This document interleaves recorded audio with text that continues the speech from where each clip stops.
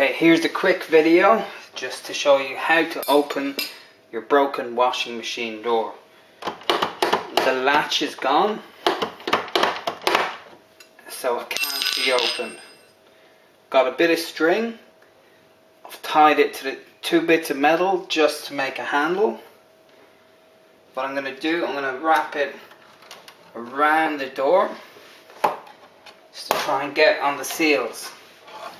Get in behind it and you pull away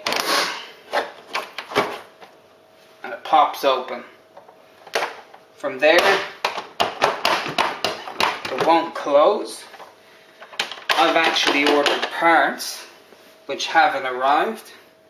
Needs must, if you need to do a wash again, wrap it around the hatch again,